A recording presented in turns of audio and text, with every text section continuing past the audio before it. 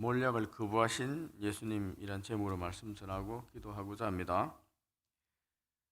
우리는 본능적으로 고통을 피하려고 합니다. 아프고 힘들고 스트레스 받는 일을 감당하려 하지 않습니다. 그런데 우리가 살아가는 세상은 염려, 걱정으로 몰아붙이는 일로 가득 차 있습니다. 육적, 심적인 이 고통에서 벗어날 수 없는 게 우리 인생입니다. 사람들의 삶입니다. 그래서 이 사람들은 육체적인 고통에서 벗어나기 위해서 진통제와 마취제를 만들어냈습니다. 심적인 고통에서 벗어나기 위해서 마약과 알코올, 독한 알코올을 또 사용합니다. 이런 약물들은 신체적, 정신적 고통을 일시적으로 완화시켜 줍니다. 그런데 자주 사용하면은 중독이 되고 더 심한 고통 속으로 몰아가게 됩니다. 그런데 예수님은 오늘 본문에 보면은 이런 사람이 피하고자 하는 이 고통을 직접적으로 당하시기 위해서 자발적으로 이 고통의 길로 걸어가고 있습니다. 이 고통을 피하려 하고 있지 않습니다. 스스로 육체적, 정신적 고통 속으로 들어가셨고 또 그 고통을 감당하셨습니다. 예수님은 왜 이런 고통을 자초하셨을까요? 그리고 저희들이 가야 할 이 길, 자기 십자가를 지고 주님을 따른다는 이 길의 의미는 또 어떤 것일까요, 여러분? 오늘 말씀 통해서 한번 생각해 보고자 합니다. 본문에 보면 주님은 로마 총독 빌라도의 재판정에서 신문을 받았습니다. 오늘 읽은 본문 바로 앞쪽에 있습니다. 그때 빌라도 총독이 주님께 묻습니다. 네가 유대인의 왕이냐? 로마 식민지 이스라엘의 왕은 당연히 로마 황제입니다. 왕이 있는데 자기가 왕이라고 주장하면 어떻게 되겠습니까? 로마의 반역자가 되는 것입니다. 반역하면 어떻게 됩니까? 당연히 사형입니다. 로마 제국시대에 국가에 반역하면 십자가형에 처해졌습니다. 예수님을 죽이려고 유대교 대제사장 무리들이 예수님이 스스로 유대인의 왕이라고 한다고 로마 총독 빌라도에 고발한 것입니다. 예수님은 이들의 속마음을 다 알고 계셨습니다. 자기를 죽이려 한다는 것. 그렇다면 빌라도가 네가 유대인의 왕이라고 했느냐라고 물었을 때 내가 유대인의 왕이라고 한 것은 그런 의미가 아니다. 이 세상에서 왕이라는 의미가 아니다. 저 하늘나라 미래에 있을 그리스도 구원 의미에서 영적 의미에서 왕이라고 했다라고 얘기하면은 죽음에서 비켜나갈 수도 있습니다. 그렇지 않습니까? 그런데 예수님은 본문에 보면은 네 말이 옳다 라고 답하시고 침묵했습니다. 침묵은 긍정입니다. 한마디로 주님은 로마의 반역자로 십자가에 처형된다는 걸 아시면서 내가 유대인의 왕이다 라고 말하는 것입니다. 이 말 한마디 때문에 예수님은 지금 죽게 된 것입니다. 빌라도 총독은 예수님을 채찍질해서 십자가에 못 박으라고 군병들에게 넘겨주었습니다. 자기가 유대인 왕이라고 했다고 했지 않습니까? 이제 반역자가 되는 것입니다. 군법대로 법대로 십자가에 못 박아라 하고 내어준 것입니다. 군인들은 예수님을 끌고 로마 총독 관제에 있는 뜰에 끌고 와서 온 부대를 소집했습니다. 그런 다음에 그들은 예수님께 자색 옷을 입히고 가시관을 씌우고 유대인의 왕이여 평안할지어다 라고 말하며 서로 인사하고 갈대로 예수님 머리를 치고 침을 뱉고 무릎을 꿇고 경배하며 조롱했습니다. 그리고 자색 옷을 벗기고 도로 예수님 옷을 입히고 십자가에 못 박기 위해서 성문 밖 골고다라는 곳으로 끌고 왔습니다. 이 마가복음서, 오늘 읽은 마가복음서에서 기록된 십자가에 달리는 과정은 이처럼 아주 간결합니다. 우리가 연극의 관객이고 영화의 시청자라면은 그냥 그랬었군 하고 지나갈 수 있습니다. 아주 짧은 장면에 그냥 지나가 버릴 수도 있습니다. 그런데 우리가 주님의 십자가 형벌이 선언되는 그 장소에 있었다면 어떻겠습니까? 우리가 그 빌라도 법정에 관람객으로 참가하고 있었다면 어떻겠습니까? 로마 군병의 조롱의 현장에 우리가 서 있다면 어떤 기분이겠습니까? 아니, 우리가 예수님 입장이 되어 그 자리에 서 있다면은 이 짧은 본문의 그 느낌이 어떻겠습니까, 여러분? 우리가 그 자리에 있다면 예수님이 당한 이 고통은 실제적인 겁니다. 우리는 예수님이 이 고통 자체가 너무 피상적으로 이렇게 지나가 버립니다. 상식적으로 이건 사건이다. 자꾸 십자가 사건이라는 단어를 자꾸 쓰는데 이 사건이라는 단어를 쓰게 되면은 이게 너무 객관화시켜 버리게 됩니다. 그러니까 우리가 실질적으로 그 현장에 가서 사건 현장 안에 들어가 있다는 느낌이 좀 멀어지는 거예요. 그래서 고통이 실제라는 걸 놓치게 됩니다. 이 날카로운 뼈조각이 달린 로마 군병의 채찍에 주님의 살이 찢겨나고 핏빛이 선명한 자국이 생깁니다. 여러분, 이 채찍질 당할 때 몸에 줄이 촥촥 나잖아요. 그리고 뼈조각 같은 게 걸려있기 때문에 살을 파고들고 이 살과 뼈를 이렇게 끌고 나가지 않습니다. 피가 튀는 거예요. 이게 실제적인 거예요. 우리는 바늘 하나 찔려도 얼마나 아픕니까? 근데 실제적인 고통이 가해지는 겁니다. 찢겨진 상처에 피가 흘러내리는 겁니다. 또 옷이 벗겨지는 것도 실제적으로 벗겨지는 거예요. 여러분, 옷을 벗긴다는 건 뭡니까? 수치스러운 거죠. 옷을 벗기고 이 자색 옷을 입혀지는 겁니다. 이 강제로 성인 남자입니다. 여러분. 강제로 벗겨지는 것, 여러분 얼마나 이렇게 수치스럽습니까?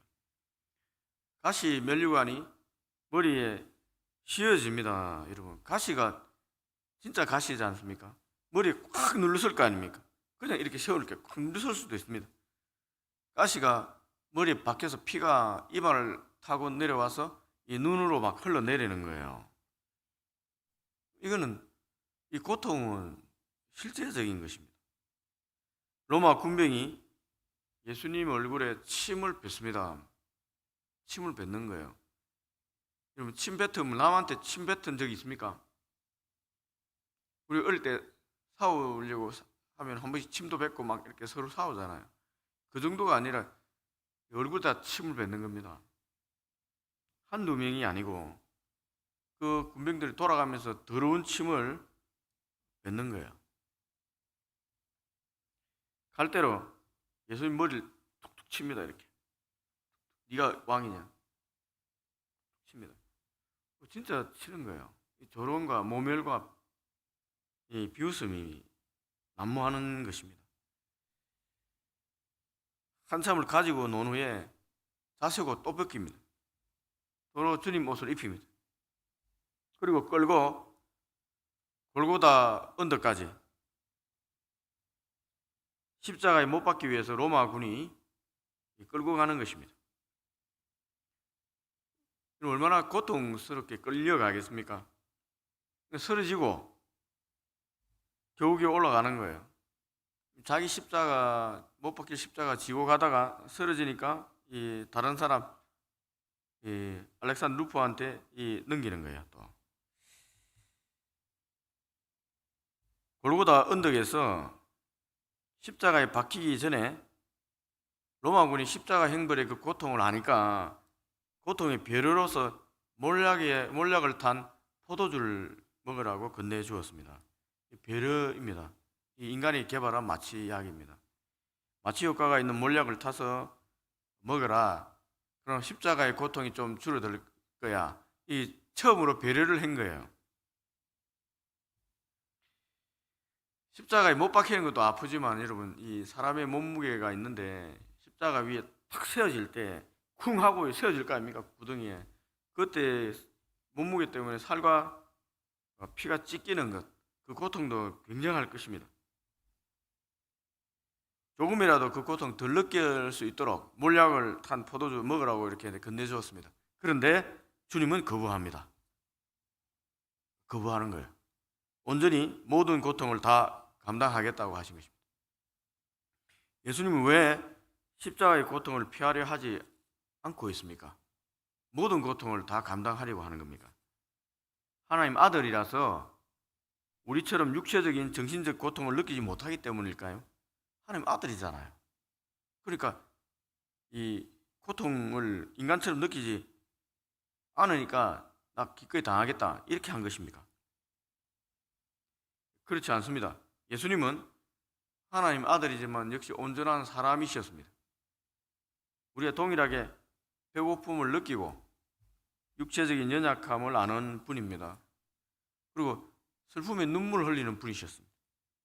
십자가의 고통도 분명히 예수님 너무도 잘 아는 분입니다.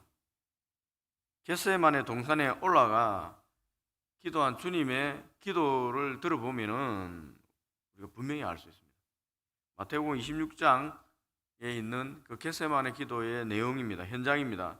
예수께서 제자들과 함께 겟세마네라는 곳에 이르러 제자들에게 이르시되 내가 저기 가서 기도할 동안에 너희는 여기 앉아 있으라 하시고 베드로와 세베대의 두 아들을 데리고 가실새 고민하고 슬퍼하사 이에 말씀하시되 내 마음이 매우 고민하여 죽게 되었으니 너희는 여기 머물러 나와 함께 깨어 있으라 하시고 조금 나아가사 얼굴을 땅에 대시고 엎드려 기도하여 이르시되 내 아버지여 만일 할만하시거든 이 잔을 내게서 지나가게 하옵소서.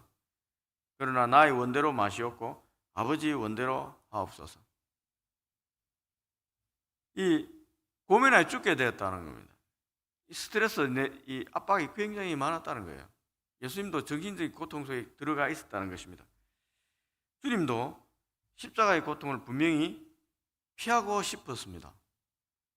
그렇다면 왜 굳이 이 십자가의 고통 속으로 스스로 걸어 들어가신 것입니까?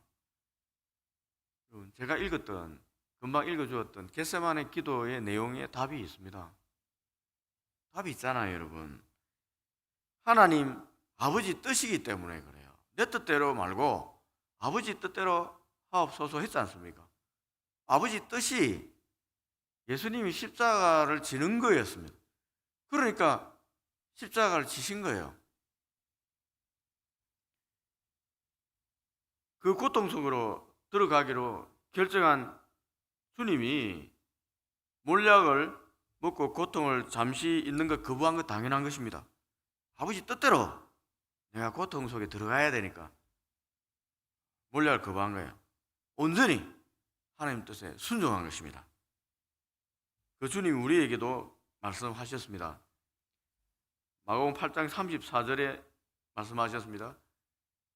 무리와 제자들을 불러 이르시되 누구든지 나를 따라오려거든 자기를 부인하고 자기 십자가를 지고 나를 따를 것이니라.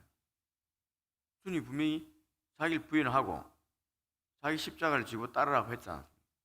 예수님이 십자가의 길을 간 것과 동일하게 너희도 해야 된다 했지 않습니까? 내 뜻대로 마시고 아버지 뜻대로 하옵소서. 자기 뜻대로 하지 말고 아버지 뜻대로 하라. 그래야 우리가 주님을 따를 수 있습니다. 주님을 따르면 자기를 부인하고 자기 몫의 십자가를 지고 따라가야 합니다. 주님을. 우리가 져야 할 자기 십자가는 주님이 지신 십자가와 동일하게 고통을 수반합니다. 여러분, 기독교는 십자가의 기반에서 서 있는 종교입니다. 기도 이렇게 신앙이에요. 그러니까 십자가 없는 이 영광을만 얘기하고 편한 것만 얘기하는 것은 여러분 기독교 신앙 정신 잃은 거예요. 내 뜻이 아닌 하나님 뜻을 이루기 위해서 고통의 길을 온전히 감당해야 하는 것입니다. 자기 십자가가 없다는 사람들 교회 오니까 이것도 좋고 저것도 좋고 하는 일마다 잘 되고 다 좋다 이렇게 얘기한다는 것은 여러분 성경에서 얘기하는 자기 십자가를 지고 가는 제자의 모습이 아닙니다. 아닙니다. 내 뜻대로 하지 않는데 세상적인 의미에서 좋을 게 뭐가 있겠습니까? 내 욕망대로 하지 않는데 세상에서 말하는 것처럼 기쁠 일이 뭐가 있겠습니까? 이거는 영적으로 기쁘고 즐겁고 이렇게 하는 것이지 세상적으로 볼 때는 여러분 고통과 이 어려움 속에 들어갈 수도 있는 것입니다. 내가 원하는 것 무엇입니까, 여러분? 내 뜻이 무엇입니까? 한번 고민하면 좋겠습니다. 내 속에 있는 자아가 원하는 것이 무엇입니까? 나의 욕망이 무엇입니까? 그것을 부인해야 주님의 십자가의 길을 따를 수가 있습니다. 그리고 명심해야 하는 것은 우리가 자기를 부인하는 것은 시작점이라는 거예요. 내 뜻을 부인하는 건 시작점이라는 것입니다. 주님을 따르는 것, 십자가의 길을 가는 것, 하나님 뜻과 계획에 순종하는 것입니다. 순종은 생각이 아니에요.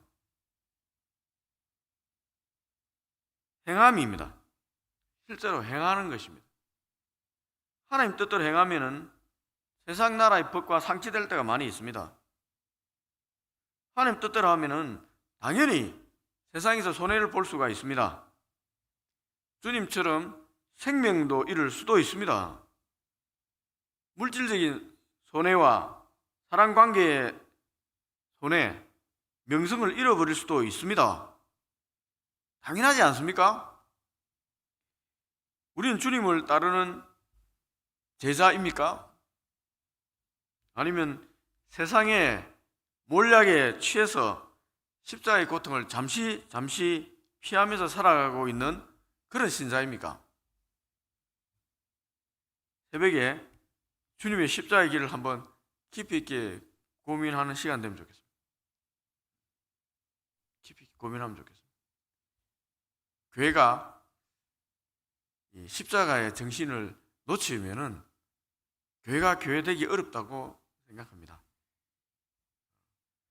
우리가 새벽에 사순절 기간에 이 새벽기도 시간에 내가 십자가의 길을 가고 있는지, 내가 주님이 원하는 그 길을 가고 있는지, 안 그러면은 내가 피하고 있는지, 내가 딴 생각을 하고 있는지 고민하면 좋겠습니다. 기도하겠습니다.